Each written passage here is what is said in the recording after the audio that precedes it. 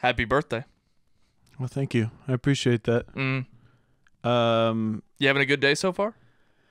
I did. It was pretty low key. I had to go off on somebody. I had to get pissed. It was me. For those of you who are curious, I re-listened to the Schmoes Know live show at work today. I had to listen to it over again. You're so self-indulgent, so self-absorbed. I know. I'm so full of myself. I listened to my phone call like 10 times. So that wasn't why I re-listened to it. I re-listened to it because last night's show was almost impossible for me to comprehend from front to back. Well, oh yeah, because there's a whole lot of mix-ups. Yeah, we'll get into that. Yeah. But yeah, it's been a good day. It's been fantastic. I got $50 free in my job. We're gonna have a nice tilapia dinner after this. Yeah, you know, tilapia was actually created by the government. Was that true? It's like orange roughy. Like if you asked an older person, they will tell you that tilapia didn't even exist for them. I just read that in a fake article. I think sounds like fake news. I don't think that's. Here's how hills have eyes. Yeah. Here's how full of myself I am. For my birthday dinner, I asked for tilapia because my girlfriend can't eat meat, but she does eat fish. So for my birthday dinner, I had to take someone else into consideration for what they wanted to eat. Oh, you're so nice. I am going for an expensive steak dinner that Christian Harloff is paying for on Sunday, though. So that's not true. Of course, it's not true. He won't even pay. He won't even pay for his staff's steak dinner at Comic-Con. I was that close to quitting After Schmoe right here, right now, if that was the case. Hey, after my phone call, I haven't heard a peep from anyone. Hey, it's probably a good thing. I agree. Talk about you being all considerate and whatnot. The only thing I'm thinking about with your birthday is that I have to get you something, and I don't know what. Of course. Because here's what our birthdays are. They're precedents. Like, for one, we've set the precedent last year where you got me something. My friends don't usually give me any gifts, but since you got me something, now I have to give something. I don't know what I'm going to do. I can think of a funny thing like, a whole bunch of cases of LaCroix, but I don't know. Do you know why that is? Do you know why I give my friends birthday presents? So that you get something back? Because I myself, every birthday, even at 30 years old, I still expect birthday presents from people. Yeah. Including my family. So now I don't know what to do, really. But the other precedent that you've set is if I haven't looked at what day my birthday is this year, but if it happens to be on a Thursday, I can't get out of recording After Schmoe on my birthday. Because here we are. That's right. I thought about it for a second. That's where we are. For a second, I legitimately thought about it. But now I actually like that we're doing it, though, because now we can stick it to Wangers and Beardo, who don't record every week. You know who else has a birthday today? Christina's son. Christina's son. Also, Natasha Martinez. Oh, and Wendy. And Wendy. What That's the right. hell? What's going on? Why did that not register with me? Let it be mine. I watched a movie talk today, and I didn't think anything of that. Yeah. Yeah. Happy birthday to those two. Yeah, happy birthday, you two.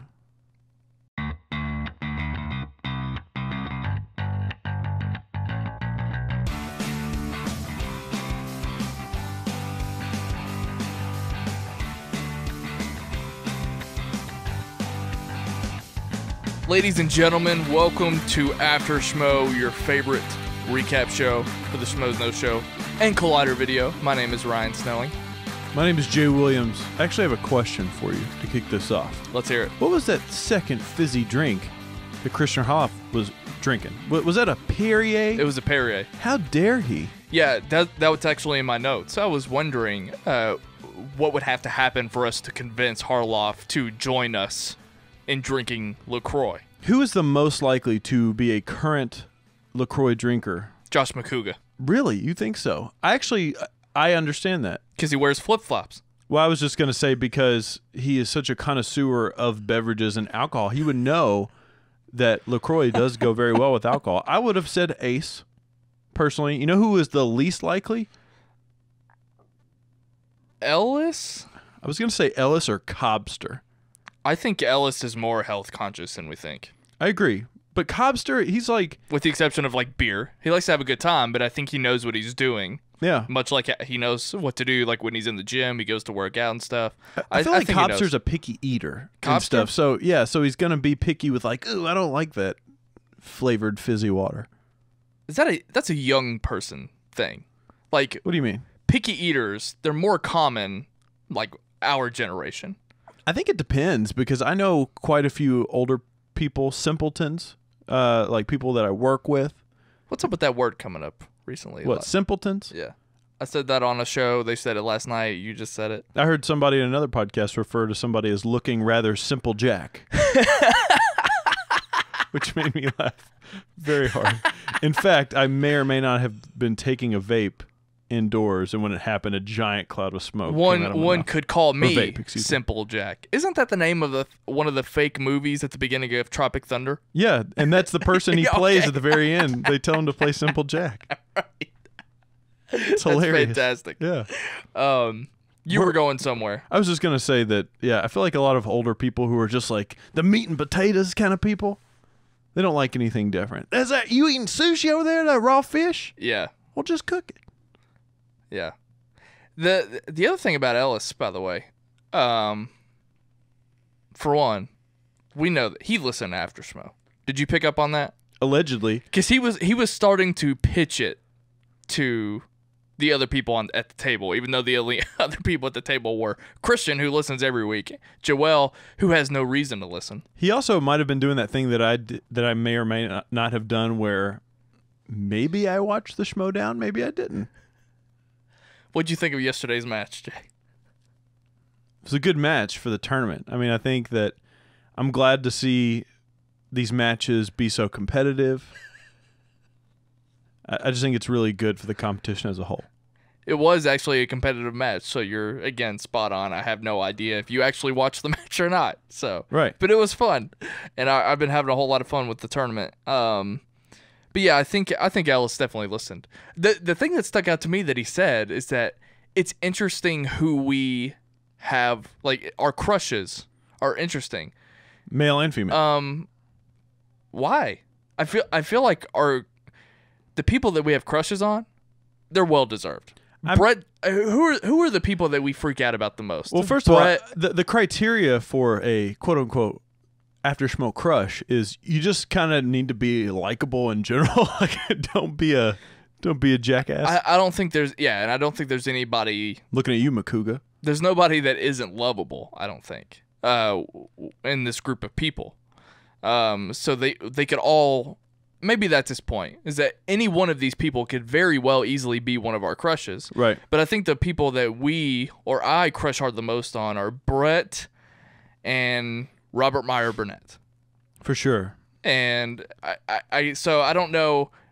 I think they both are well deserved of our praise. So I don't know what's interesting about those people more so than anyone else. You know what I mean? Yeah, I mean, there's people that are maybe less spoken about, but the more spoken about is Brett, of course. I do appreciate Joelle, obviously. Perry and her Perry pants, big fan.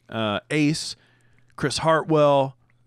But yeah, the unspoken people, I'm a big Cody Hall fan. I like Cobster. I think Cobster works his ass off. We don't give him enough credit sometimes. Yeah, and to be fair, I think depending on the episode that you listen to, we've given everyone their time in the spotlight. Yeah. I think. Yeah, if you're picky and choosy about After Schmoe, which I'm sure there are people both in the studio and outside of the studio, there might be episodes where you think that we just absolutely despise, like, Josh Macuga. And if that's the case, it's true. He's probably been the biggest target, but like there's no ill will. Like there's no He also no bad feelings from any of us. 100%. He also sort of is the most, I think, loose with his perspectives on things. Like, he will just flat out, like, be like, fuck El Mayimbe. Just out of nowhere.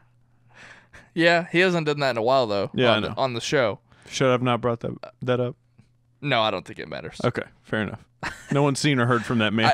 I talk about Campia loosely on this show. That's and fair. I've never been told, like, hey, maybe you should dial it down. Speaking of which, and maybe this could get us into Collider talk, I was, I don't know why, but we've had this big joke the last few days that Mr. Sunday Movies was going to be on Jedi Council. I'm very much looking forward to it. I'm a massive fan, and I had no idea what he looked like. In fact, I don't even know. Like, isn't that a thing? People are supposed to not know what he looks like. I don't know. I don't either. I've seen. I feel like I tried to look him up one time and I couldn't decipher. I have a very fair understanding of who he is and what he does. Right. His video style, his podcast, The Weekly Planet. I have all the context I need. Yeah. But I'm not a diehard fan. I don't even know if I subscribe to his channel. But I do. That's good. But I like his Easter egg videos. They're funny. So the diehard fans might follow an Instagram account where he's shown himself, but to my knowledge, I had zero idea of what he looked like, and also didn't know if that was like one of his things, like if he just didn't want people to know what he looked like. We know somebody like that. Yeah, we do. So to kind of go into this whole thing, what was funny about it, they posted a picture of them hanging out on the set of obviously Jedi Council, and for whatever reason, I decided to look through the comments because I wanted people to have the same like reaction that I had, like, oh, that's what he looks like. Yeah. But one of the comments was, hey, Collider, is there any way we can bring back John Campea and John Schnepp? And I was like, what? Wait, what? Yeah, that was a real comment on the post. Is there any way we can bring back Schnepp and Campea? Yeah, as if, like, I mean, to Jedi Council? I don't know. Like, I don't ever remember. I mean, I haven't been watching for that long, but I don't ever remember Schnepp being on Jedi Council. I don't either. And unless they were meaning Collider in general, hey, man, Schnepp has a show every single day on the channel. He might not be on Movie Talk as much. He's also on... He has his own show. Comic book shopping, yeah. Very strange. And a like, new Buddy Cop show. The evolution of Collider Video involves John Schnepp at the forefront. Yeah, exactly. So. Yeah, he's also got a new Buddy Cop show coming out. Him and old boy. Maybe he just meant that he wanted Schnepp and Campea to have a new project together because they've done stuff over the years. I think.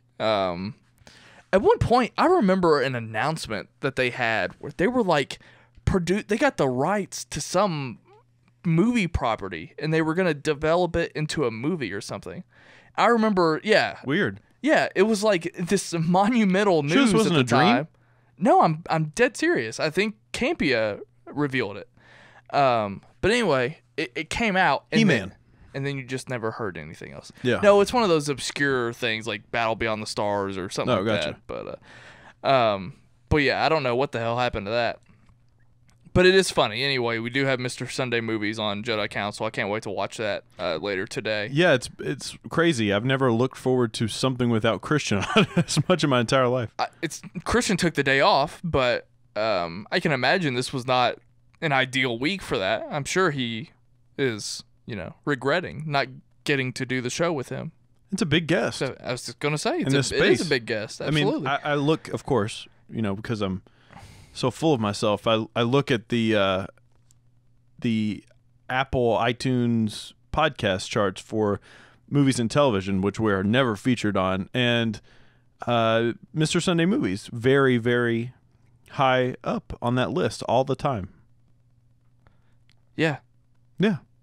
It's also a big podcast on Podbean. Did you know that? I didn't know that. I didn't know they're featured on Podbean. I think they are. So, is that all you wanted to say about Collider? Well, I mean, I thought Michael Rooker not only getting one spot on comic book shopping, but sort of getting a little bit of a behind the scenes thing. I like this. I like this thing that they're doing, the behind the scenes look at comic book shopping, some bonus footage. Maybe they didn't fit within the narrative itself. Him and John Schnepp just have a fantastic relationship with one another.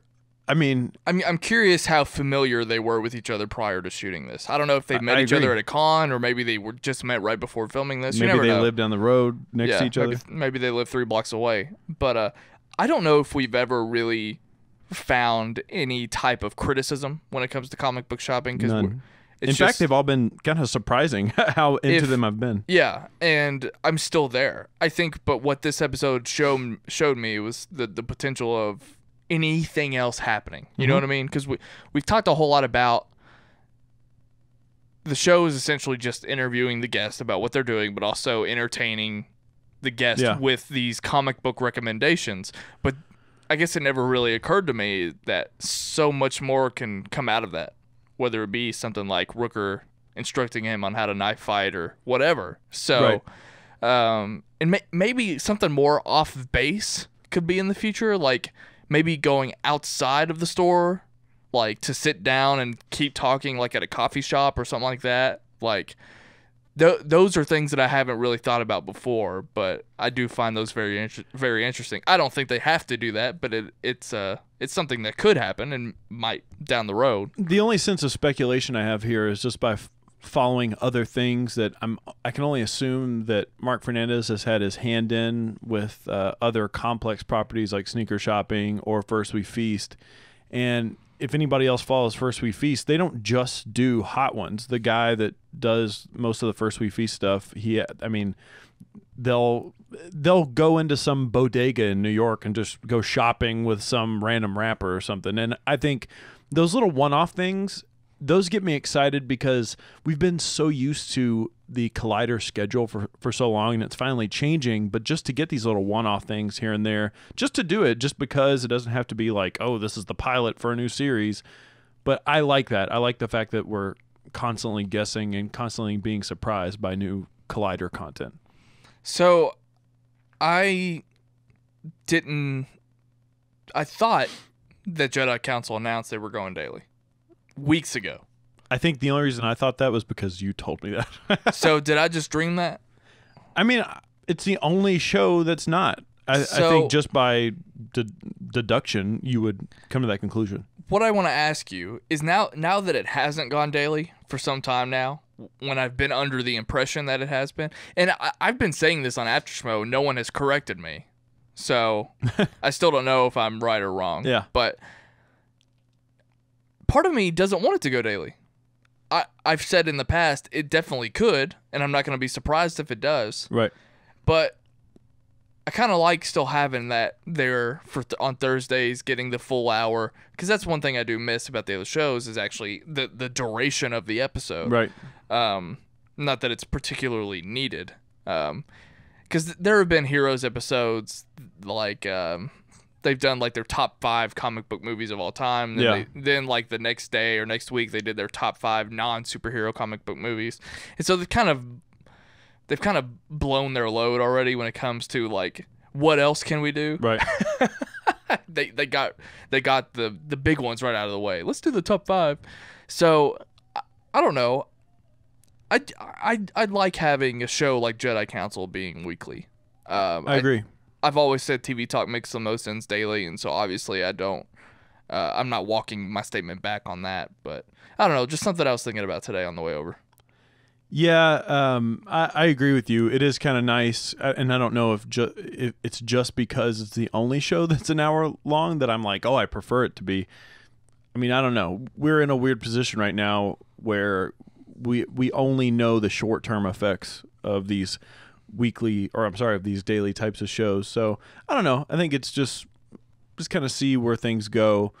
We're still in an experimental phase, such an experimental phase that Movie Talk can just change times. Where the hell did that come from? Why did that happen? I don't know. It was, I don't mind it. I feel like somebody had like jury duty or something. Maybe Mark had jury duty. I don't know. What's that about? I'm going to air a grievance here for a second. Okay. So at first, when this happened, I asked Christian why. I was at work. I was at my job when Movie Talk first went up on Tuesday that early. So I hadn't watched the episode yet. So I asked him, so hey, why is this a thing? And at that same time, and I think you might remember this, I also got a notification for comic book shopping. It said Michael Rooker. It was the knife fight video. Right. So I was under the impression that on that Tuesday that comic book shopping debuted a day early. So I was very confused as to why Collider was just totally out of whack. So I asked him what was going on, and then I later found out that it was just a 1-minute clip of Rooker. Right. It's like, okay, I jumped the gun. Maybe I should just listen to the episode and maybe it'll tell me why they went to 7 a.m. on Movie Talk. So I went back and watched Movie Talk, and they didn't address it at all.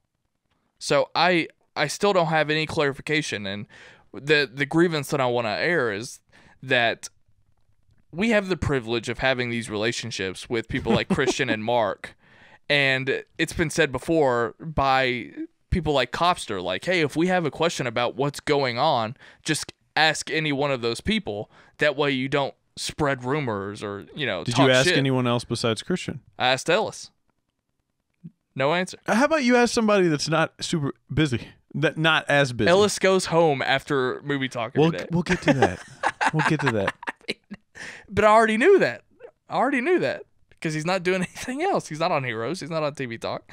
So that's just a little grievance I had. Yeah, I don't think it really matters. I guess Less busy, please. I guess we could poll people and say, hey, do you care at all that Movie Talk? I had a late night last night. I went to bed really late. I woke up at like 11:30. It didn't set an alarm or anything. And I just thought it was hilarious that by the time I had woken up, Movie Talk had already been recorded and posted. Yeah, here's something that I do want to mention from the podcast feeds perspective. So I actually do listen to a lot of these shows in podcast form. And one thing that I've had to get used to lately is refreshing my podcast feed and having all of this Collider content on my podcast feed. I haven't, and maybe somebody out there can comment and correct us. I don't know the schedule of when the daily content is uploaded. Because all of a sudden I will just refresh my feed in the middle of the day in the afternoon, and I will have all of this stuff on my feed. And I'm like, are they uploading? I feel like the YouTube schedule, they upload them in like a sequential order at a certain time every day. Usually. They're usually just uploading it as they go. But the podcast feed, I just look, and all of a sudden I've got like 4 Collider things in a row.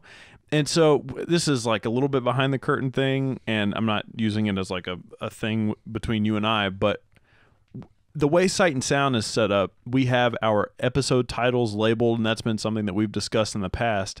One of the reasons why I'm so strongly for labeling the episodes is because I just have these long-ass Collider titles in my feed, and I have to figure out which one is like Heroes, which one is TV Talk. And sometimes they will have crossovers. Like the day when people were talking about what's that shitty new Marvel show? Well, I'm forgetting the name. Inhumans? Like there was like 3 or 4 people talking about Inhumans at the exact same time, and I was TV just Talk, Heroes. Yeah, I was like, Movie Talk. Which one of can we label these guys? Like that would be fantastic if we could do that. I am very, and this will kind of be the last thing I want to talk about with Collider. Actually, this involves Schmoes. You know me, working with me, I'm very particular about titling and how things look, and wanting it to not only maintain a consistency across someone's channel or podcast feed, but we're both like that, but we both are picky about different things. Yeah. So that's one thing I wanted to bring up. So I'm glad you brought it up. But also with the Schmoes Know Show. Yeah. I've said it before on here. It really drives me nuts that they call it SK Show number 299 when they put it up on YouTube. Why are you calling it the SK Show? That doesn't optimize anything. Titling drives you crazy. It whereas does. Like thumbnail artwork and font drives me crazy, and colors, but that's different things. I don't get why they call it an SK Plus, because that doesn't, you only know what SK Plus means if you subscribe to Schmoes Know. But as far as like YouTube optimization, no one's looking for that.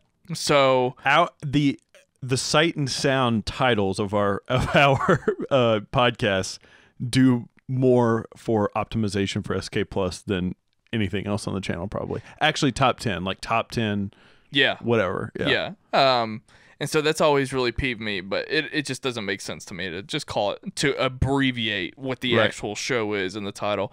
But that's another thing, and we can kind of transition if you're already. Do you have a history lesson today? I have no history lesson because it's my birthday, and you can cry if you want to. That's right. That's exactly right. We talked last night about taking notes, and we both didn't take a ton of notes, and I've mentioned this before, that the amount of notes that are taken does not correlate with the quality of the episode at all. It's just has to do with the content, I think, of the episode. However, going back and listening to it again in a different setting, and I did listen to this entire episode more so than watch it. I watched it, but I also went back and listened to it, and I did end up taking more notes. Oh, that's good. Yeah, so I can fulfill the segment. I was going to say, that definitely benefits your stream of consciousness notes. I was going to say, if I tapped out on both of Christian's favorite, segments, he might just throw his headphones off altogether. Well, what's the point of me even listening?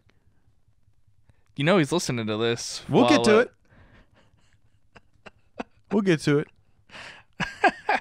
I'm pulling up my notes here. So yeah, I observed that this week in the titling. Yeah.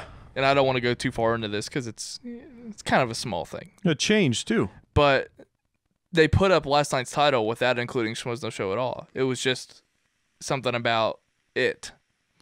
And then they put up the thumbnail. And then after the show was done, they changed it to Should Colin Trevorrow Direct Episode 9. Right. So I find that very interesting. It's happened a lot lately. I get it, but I don't.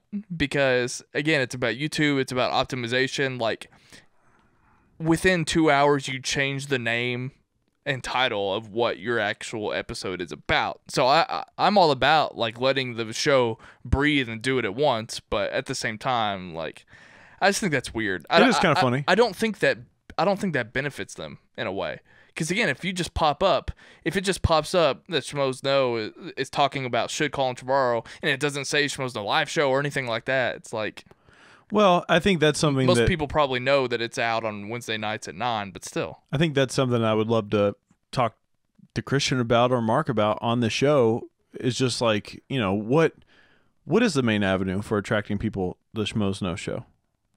I mean, yeah, we can get into it real quick before we get into my notes, but I think you had a note about the fact that they hadn't even done many reviews lately. Like there were only 2 reviews in the last month or something like that. Yeah, and this was before the It one came out. But even the It review, they're usually on time when the embargo lifts. Their videos go out with everyone else's, and then they film their review after the Schmoes Know Live Show last night because they were wearing the same clothes. Well, and I think Luke actually had a good point that they can do the FiOS ads and stuff together, which is a thing. I mean, they probably get paid to do something like that, but yet they can't film other things together. Right, but their channel shouldn't also just be them talking about FiOS. I agree. Like, that might be what pays the bills, and that's fine, but... And I'm sure we'll get into it because they address potential 300th episode things, maybe talking about the future. But again, I would like to talk to them about that. Like, what is the main avenue to grow Schmoes Know moving forward? Maybe we'll find that out. Yeah. So yeah, we're talking about live show 299. Do you want to go ahead and get into your stream of consciousness Let's notes? Get into it. This is the Schmoes Know live show stream of consciousness notes brought to you by SightSoundPod.com, where you can pick up the September exclusive t-shirt right now. I always miss Daddy Harloff. Okay, Mark's mic is off. Christian, don't forget the milk. Cool. You can't tell people not to do something and actually expect them not to do it. It's in reference to the cool thing. Christian doesn't like it, but he doesn't want him to do it. All right. Does Mark actually go home right after movie talk? Who actually works a full day at Collider? I need to know. Damn, Beardo got pissed. I kind of laid it on Beardo this episode. I'm not going to comment about Beardo missing shows. People know how I feel. Ace and RB3 will have a podcast together. All is right in the world. The amount of humor that Christian finds in fart jokes is hilarious. It's even funnier that Mark hates it. That rant, never go full Harloff. I forgot Ace's indie picks were even a thing. Christian getting Mark presents is strange. And that is your Schmoes Know live show. Stream of consciousness notes brought to you by SightSoundPod.com. There are so many things that I want to talk about. Oh yeah. Yeah, we prefaced it with, we don't have a lot of notes, but there's a lot of goodness in there. I agree. The first thing I want to discuss is You held up your LaCroix in the middle of me doing that. What was that about? I took a drink. Oh, but you were like holding it up like you were doing an ad. Did I look at To me, you were holding it up, showing me the label. I was just showing you that I was drinking a passion fruit. You like that? You like that flavor? It was just another reason to bring up LaCroix so we can get Christian off Perrier. I agree. And for LaCroix to sponsor us in the future. Yeah. Hey, we're a highly rated podcast on SK Plus. Come on. Yeah. So the first thing I want to talk about is this whole Macuga during going to see it. Because I thought he was going to chicken out at the last minute because Riley, and I'm with Christian on this, I don't know why Riley and Perry in their right minds would be like, don't go see it. I haven't seen the movie, so I don't know how scary it is. But why would you deprive everyone of getting to see Macuga's reaction to this film? So I thought he was going to chicken out at the last minute, and I'm glad he didn't. So he ended up going, and I have been sour grapes about this, and Christian's made fun of me for it on the live show, how I don't think it's funny when people get scared. This isn't just a me and Macuga thing. Like, right. I just don't. Anyway, I'm not even going to go on that topic. Let me ask you this question, just because most people are probably thinking it. Do you think Macuga's reactions are real? Oh, I think they're real. That's never been your issue. Yeah, it's not that I don't understand them because I don't typically get scared with stuff. Right. But I don't think he's faking it by any means. Have you ever seen me around a bird when they get too close to me? I've seen you decline going on your back porch because there's been a dead bird back there for like 5 months. That's right. Jay Williams has not taken a step onto his back porch because a bird died there once. So, no, and the point I'm getting to is I know why they enjoy it because they're all best friends, but Macuga isn't my best friend, so it doesn't give me pleasure seeing that. I have to imagine that sitting next to him during that movie was a nightmare. Would have pissed me off. Yeah. Well, they addressed that. They kind of like Mark had to go around and tell people, "Hey, just so you know, this guy is going to freak out." Which I don't think, if I'm the person hearing that, I don't think that changes anything. I'm still getting mad at that guy. I know. I'd be like, "All right, guy, let's get going here." Yeah. So I can't imagine that anyone there had any fun with Macuga, with the exception of Mark. I think Mark figured it out and he found the humor in it, even though he was also there to see a movie that he's supposed to review. But I don't know. Was it not a press screening? I'm sure it was. Yeah, an advanced screening. Has anybody ever acted like Macuga has acted in a press screening? We have friends that also go see advanced screenings, right? Like Ralph Lenardic. So there could have been simpletons in the theater. Can I throw a quick timeout? Common folk. Can I throw a quick timeout here and go a sidetrack? Sure. This is the thing Christian likes. He's get into the show and then you can talk about whatever you want. How do we deal with people sending you text messages and you don't know the numbers? How do I feel about it? Yeah, somebody just texted me, "Happy birthday. Hope you have had a great day." So when I get new phones, I don't ask people for new numbers because that's an opportunity for me to cleanse my palate. So if someone is important enough or pivotal enough in my life, right, then they'll text me and then I'll get that number. So I'm basically waiting for people to text me, and I have no problem saying, "Hey, I lost your number. Who is this?" Because a lot of my friends think it's awkward. Like, right, I don't want to ask who this is. Why? Who gives a fuck? So I don't have a new number. So I don't have a new phone. Right.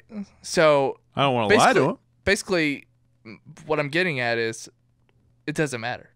Should I say to them, "You don't matter enough to me for me to save your number, so who is this?" Yeah.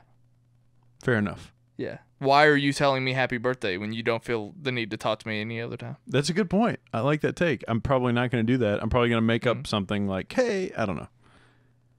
Christian, what do you think I should do? Maybe that's just me and my paranoia. Paranoia? Okay. Anyways, what? So yeah, this Macuga thing happened, and It's funny. I hope we get to see some sort of footage from it. I think they talked about like strapping a GoPro to him. I don't think that happened. Yeah, I wish it did though. I don't think I would have loved to have seen it. So Beardo had a million technical issues. So they were laying it on thick on Beardo. I know that he is a busy guy. He has a lot on his plate, and it's really hard to produce that show. I don't know what his job is outside of doing this. I think he just works for another production company. Oh, okay. I think he films stuff with other people. But okay. But I've never seen this many technical issues in my life. Mics going out, cameras not transitioning. But then again, that's Cody. Do you think he was getting flustered? So I'm just wondering, okay, I'm glad we're talking through this now. So Cody couldn't, for some reason, switch cameras to RB3 on the couch when he was talking. Ellis's mic goes out. He was slow on bringing up all the sound effects. I think something was going on. There was some kind of disarray at the entire back table, and there was even a portion of the show where Copster wasn't even sitting back there at all, right? Because he was sitting in the Instagram model chair. So I think the Wangers, there were complete disarray back there. I don't know what's going on. So I don't want to blame it all on Beardo. The thing with Beardo, and this is more just a technical question that I would love to know, because I'm a sound nerd myself, but he uses a MIDI keyboard, I'm assuming, I've seen the keyboard to sort of do all of his things, all of his sound effects, his sound bites. Do we need to tell Christian what MIDI is? I don't really know exactly what it is, but they're electronic sounds. Ask RB3. Anyways, or Beardo. I guess he used to be the one that should know. Should RB3 be running sound? Anyways, they make a program for like an iPad that a lot of people use for sound bites, sound effects, and stuff. I've thought about using it for Sight and Sound in the past, and you can label all of your stuff, and right? Kind of makes things more efficient. I'm glad you brought that up, RB3 running sound, because this is something I want to talk about in general. I just picked up on this random divide between the Wangers show. You're talking about on this episode specifically? Between the Wangers. And I'm referring to all of the behind-the-scenes crews, the Wangers, not just the people that are involved in the Wangers show. I find it very interesting that Ace and RB3, even though they're definitely qualified to have their own show, I just think it's interesting that I always want to lump that group together. So I'm curious why they've never made it work to where it's all of them. But, I mean, we talk about all the time what it's like to podcast with more than one other person, let alone 5 other people. It can be tough. Yeah. So I find it interesting at the same time, even though I'm rooting for them and I obviously support them no matter what. But I don't know. I think the more interesting thing that I'm taking away from this is I'm just now noticing it. This was a relatively bare bones episode. Anytime I say bare bones in terms of crew, it's I'm thinking 4 people at the main table, typically 2 people on the couch. It could be like a Macuga and a Brett, and then that's when you spill over into the Instagram model chair with RB3. But we had we had Copster having to fill the Instagram model chair, and Ace and RB3 on the couch. So even it didn't feel that way. It didn't feel like that type of episode, and I think that has to do with Mark and Christian both being on the show. You don't need all of these other. Not obviously, it's fine when you have other people there. It makes it more fun, but it just wasn't the sort of full crew that we always know and love in the show. But I also didn't feel that way. I didn't feel like it was a bare bones show. There were more Wangers than Schmoes on last night's show. That's a good point. Yeah, there was. Is Brett considered a Wanger? No. Yeah, no. I agree. The Wangers, if you're over 40, you can't. Be I'm just Wanger. calling. And Copster can correct me on this, but my interpretation of the Wanger is just the younger generation. Right. Pretty much the people that work the crew of the show. Whereas if Brett comes on and Joel, I'm calling them the Schmoes. Like, at least Schmoes panelists. I know they're obviously not Mark and Christian. But I feel like Schmoes, being a Schmoe, I'm sorry, not a Schmoe, being a Wanger has a certain amount of eligibility to it, like NCAA sports, athletics. Like, you can't be a Wanger past a certain age. Okay. So once Cobster turns like 40, he either has to sit at the main table or he... It wouldn't be that old, but I would say 30. I don't think... 30? Yeah, none of them are. Well, That's true. RB3 is like 19 or 20, so, I mean, he's still got 10 years to be a Wanger. Yeah, you're right. Who's the oldest Wanger? Probably... Beardo? Either Beardo or Cobster, I think. What about Cody? How old is Cody? I think Cody's my age. This comes up all the time, how old people are on the show. Anyways. I think Cody and Cobster and Ace are all my age. Max reads YouTube comments. Cal is older than Max. Cal the Schmoe dog. In dog years, yes, Cal is older. Maybe. I don't know. I don't know how old Cal is. Max is probably 12, and I think Cal might be 13. Like 13. Like about to die. He's an older dog. You don't know that? How do you know? Because I've seen pictures of Riley. For one, you can tell by looking at him, and two, Riley has posted pictures of him as a puppy, and they were on film, Jay. They weren't even digital yet. They're on stone tablets. They're hieroglyphics of Cal. Yeah. Anyway, what the fuck are we talking about? I mean, we were talking about the divide of the Wangers, and okay, there were more Wangers than Schmoes, and anyway, there was some kind of disarray. Speaking of disarray, let's talk about this. Christian Harloff rant. I feel like we don't get Christian Harloff rants that often because he's not on the show that often. We don't get Christian Harloff often, let alone Harloff rants. There you go. Where do you stand on this whole thing? I mean, not obviously somebody was being a douchebag, but this whole thing about deleting comments and this and that. I've come to realize, and this is one of those things where I realize I don't take stock of any of my opinions on anything. Like what? That doesn't bode well for all of our content where people are supposed to be saying, well, I really value Ryan Snelling's opinion on podcasts. And he's just like, I don't really care anymore. Every episode I could have a different opinion on the same subject. Our career is built on you valuing your own opinion on things.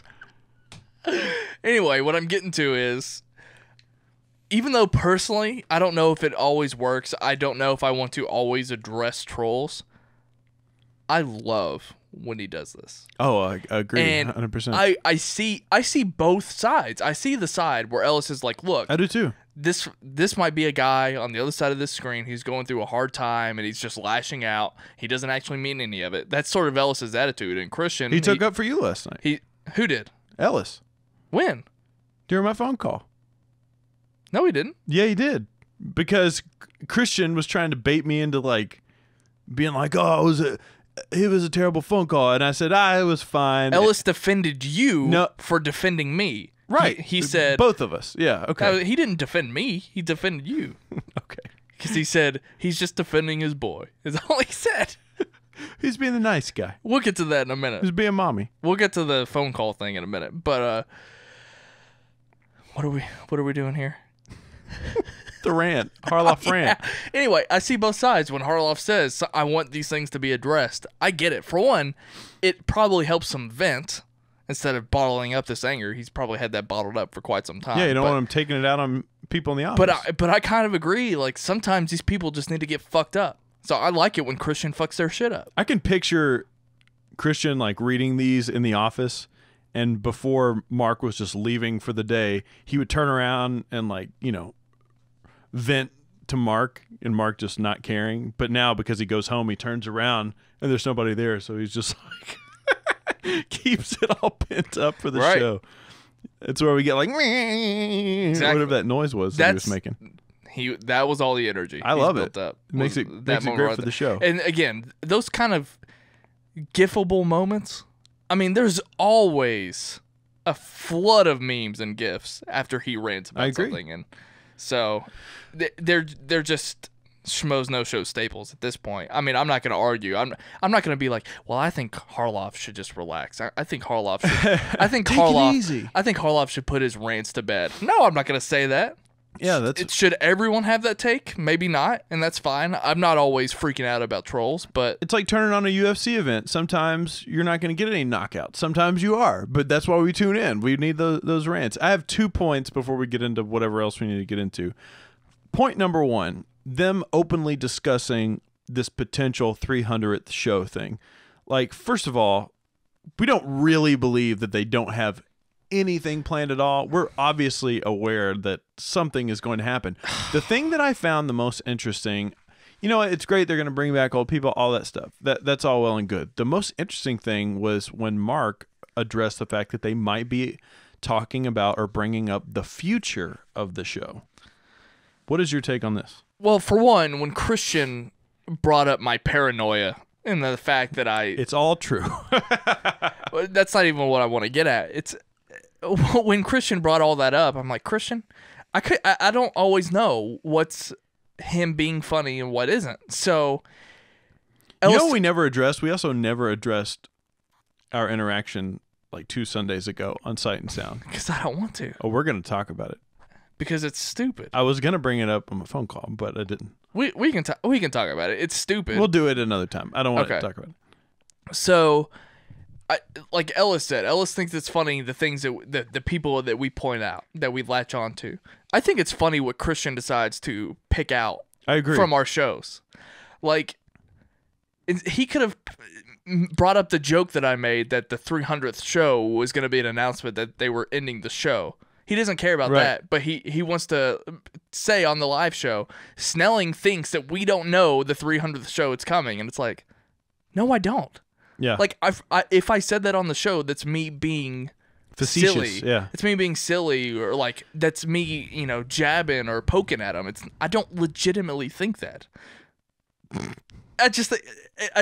So basically, when you asked what my reaction was, I just put my head in my hands and was just like, okay. So okay. I think that reaction to the future, though, them bringing up the future. We've talked a lot.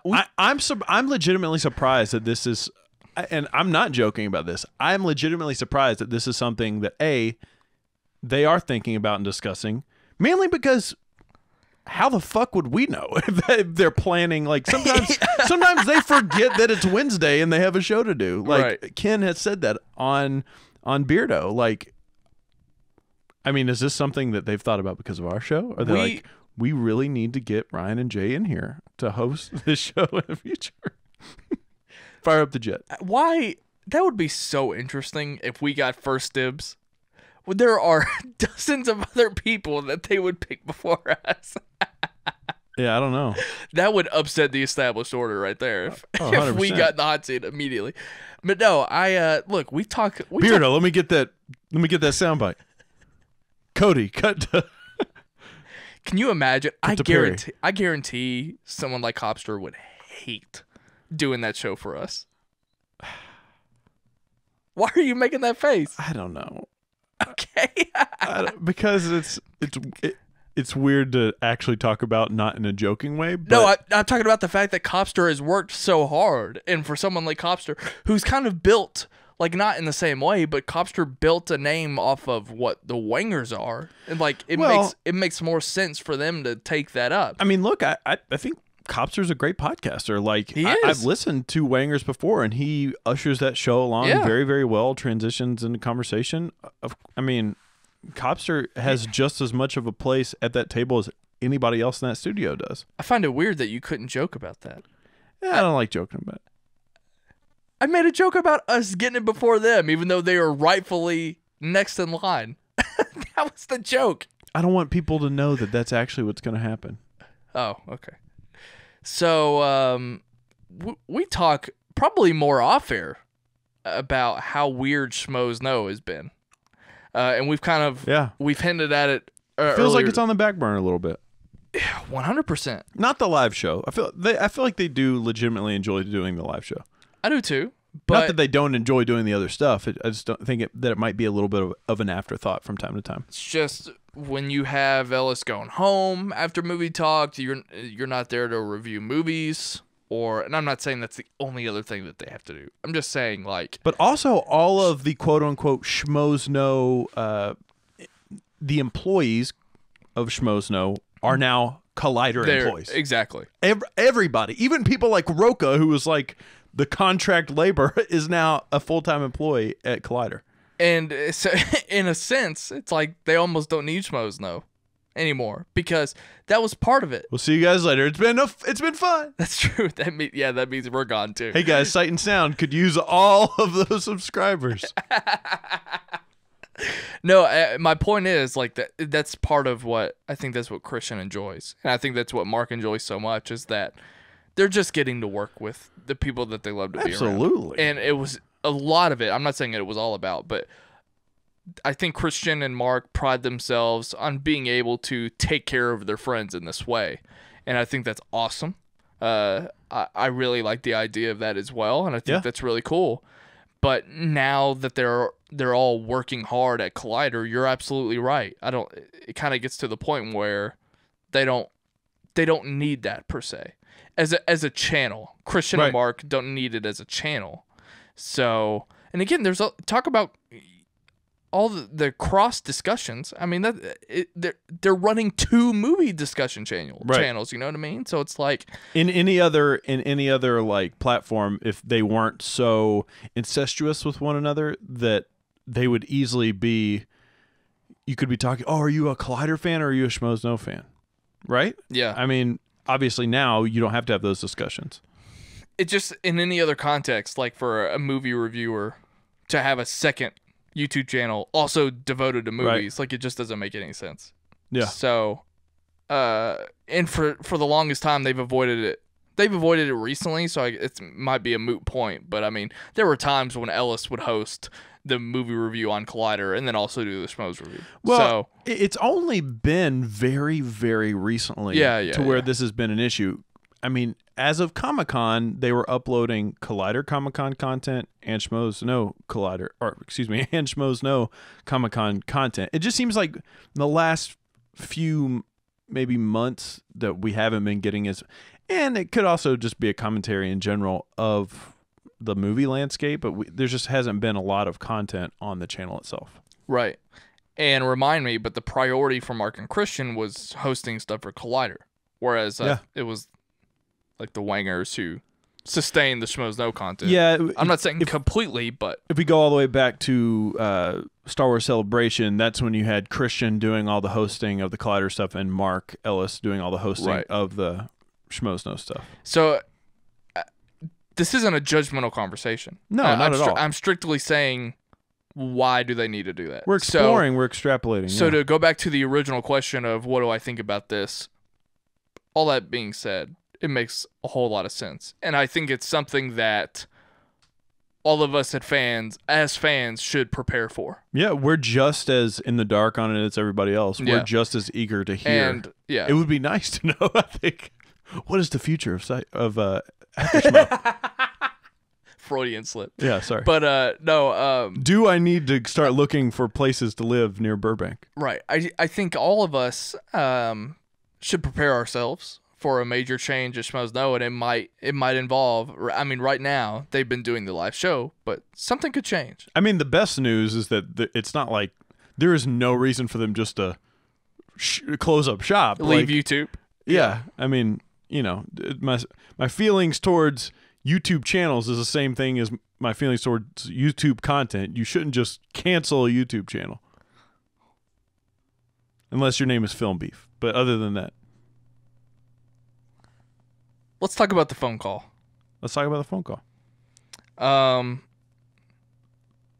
I was caught completely off guard. This was supposed to happen. What part?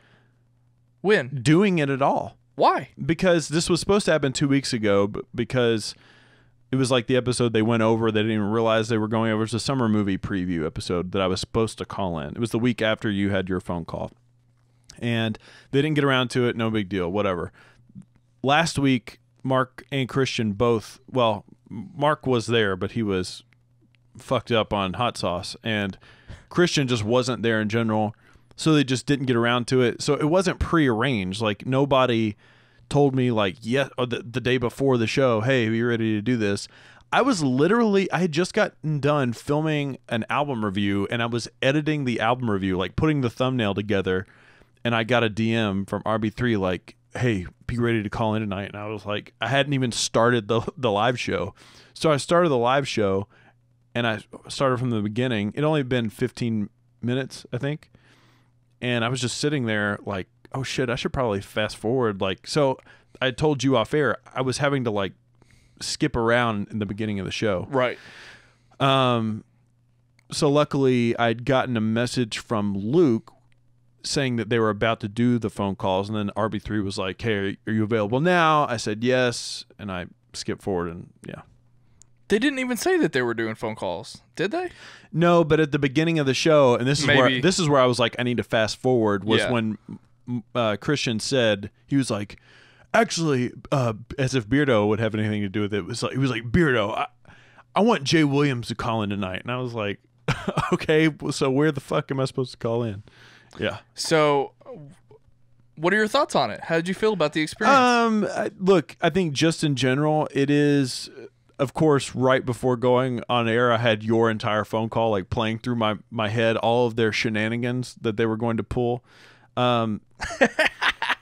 If anybody's never gotten through to the show before, it is very I don't know. It's hard to get a foothold on what's going on because, first of all, you're literally just dropped into the middle of the conversation. You can't watch along, or at least I couldn't watch along with what was going on because there was a delay. And imagine if you are on the phone with one person, what it sounds like. Imagine that same noise. Like there is no changing. I mean, I'm sure they can change levels, but you're essentially hearing all of these people talking in one voice in your ear. And yeah, and you're like, I was constantly waiting for Christian to give me my cue to come in. We already do this when we podcast anyways, like listening for people to end what they're saying and trying to find those little openings to get in to make what you have to say. Exactly. So just multiply all of that by all of those, all of those things. Right. So do you feel like was it a satisfactory experience?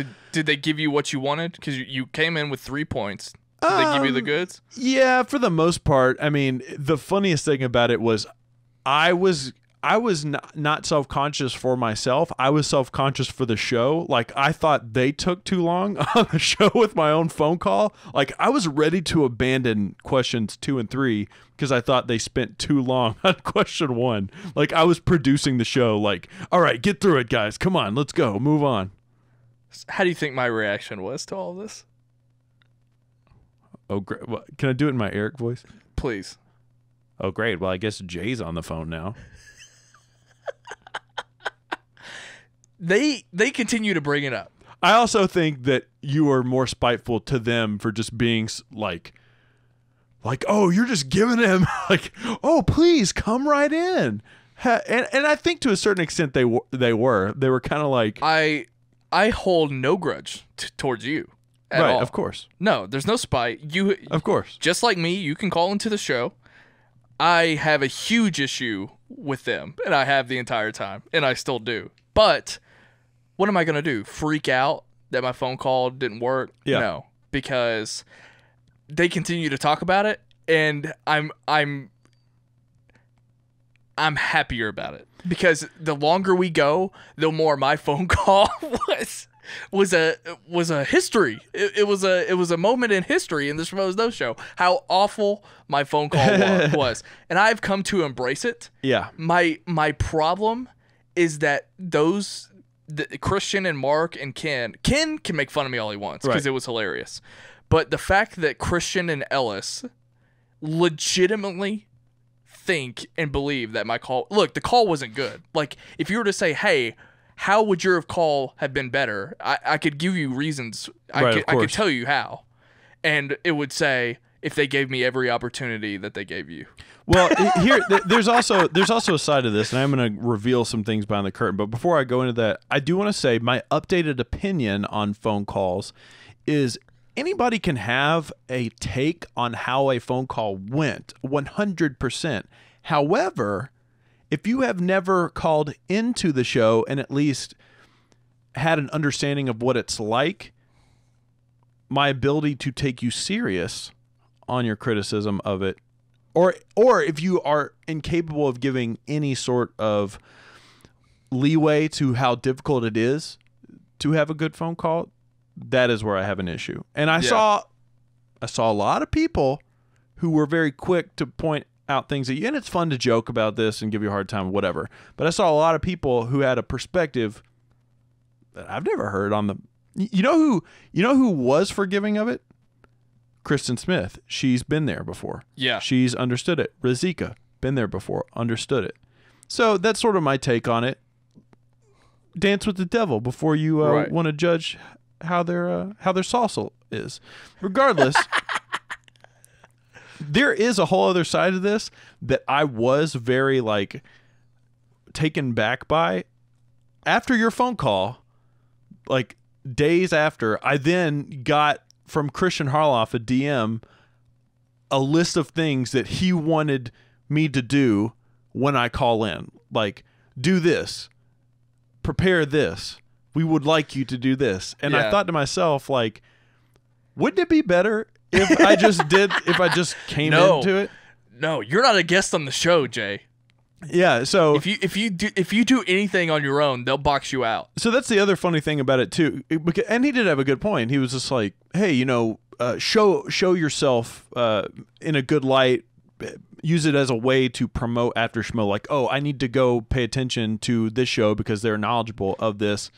And so I was thinking, I said the thing about my 30th birthday and this and that, and we did get some context. I would still love to know exactly what happened on Christian's 30th birthday that he could not share with us.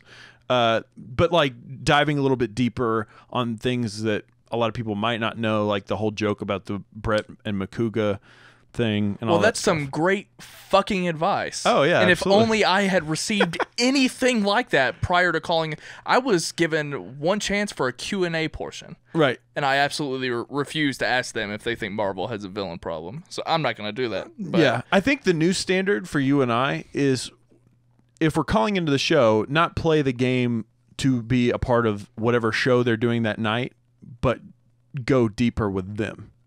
Does that make sense? Sure. Yeah. That's my take. It would have been nice to know that a month ago. Absolutely. I agree. Next time. I loved hearing Christian spat on this whole Game of Thrones thing. Even though it was played last week and we've talked about it to death. Christian was He also had ours, both of our sides. Christian was us in that fight, and I think it's funny how they're wording it now that Ken had a huge problem with Ace's tweets, whereas I knew that they were in disagreement, but I love how it was sort of the fire starter where Ken was like, yeah, we have to talk about this. Right. I find that very interesting, and it was also interesting. Joelle was great. I think she contributed for a very small portion of the show. Right. But she was there to talk about Game of Thrones and Star Wars. I thought it was interesting that Christian just right there flat out was talking about how silly her point of view was. And I don't think his stance came across as him talking towards her. Right. But basically, as soon as she gave her take, he said, "No, that's silly," and basically ranted about how it was the overall view of this, how these people are taking the Game of Thrones season 7 that he has a problem with. Well, they represented both points of view. Yeah. And they illustrated both of those points very well. This is where the show itself transitioned into overwhelmingly revolving around discussion, which is, I think, one, it's difficult for us to comment on because, we're not expected to be like, oh, so what is your take on this point that they brought up?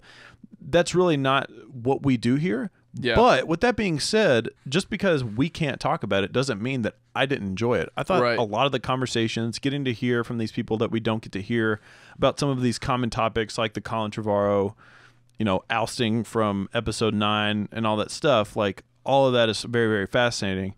We just can't really comment on it as much. At the risk of sounding lazy, it was mostly just Ken's improv news. Was great. Ace did a great job with Indies this week. He got me so hyped up.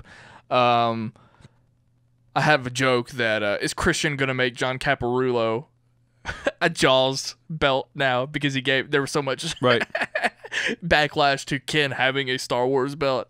So we saw Caparulo live. We did get to see John Caparulo live. Hey, man, Ellis. One of the last little thing that I even have with all of this discussion, one interesting takeaway from this was Caparulo's interaction with Christian, obviously because Christian's history at the Comedy Store and whatnot, being a very well-respected comedian during his time doing it. He made a statement of it being so admirable for Christian to step away from comedy and just go off and do something else.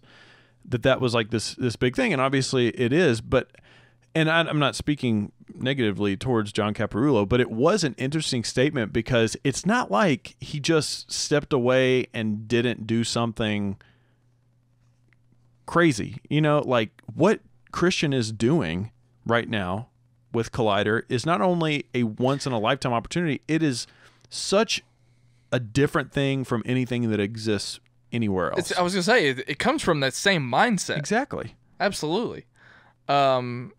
What Christian did after stand-up was very hard. I mean, imagine. And he helped build something. He built his own path in the same way you would do stand-up. Essentially, what Christian did is quit the trials and tribulations that come with stand-up. He quit it and moved away and started over something that has the exact same through line.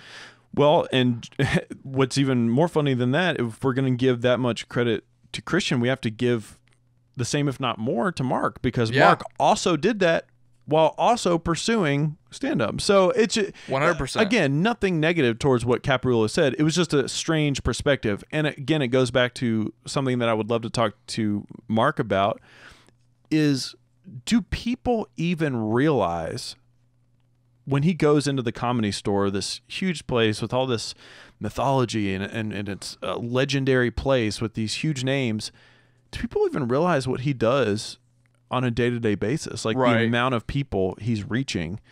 I think it's hard for me to know, just because it was so long ago, how important Christian was to the history of the Comedy Store. But I think Beardo went there the other day. Yeah. And on his Instagram story, he saw Christian's name on the wall. So I want to know more about, like, maybe from an outside perspective, not one of his friends. I want to hear how important he was. Yeah, for sure. At that time. My final question to you, I think, is Beardo only doing in-person interviews, excuse or no? I said it on my phone call. That's our excuse. We use that same excuse with people from time to time. Look, my whole thing with that is, and Christian took it a different way. We will have, of course he did. We will have guests. It's not that we won't have guests. Like, we will have any schmo. We will have anybody in Collider, anything like that. It's just like I don't enjoy. It's not my first choice to do any sort of interview over the internet, because you're always at the mercy of the other person's gear and all that stuff. But for Beardo, come on, we've also, it's gonna be great. Also, it can be done. It's also you can do a video call on Skype if you're worried about the visual aspects of it. If you want to kind of take cues.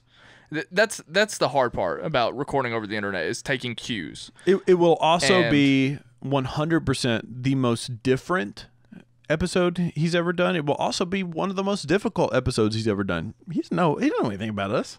He knows shit about us. Right.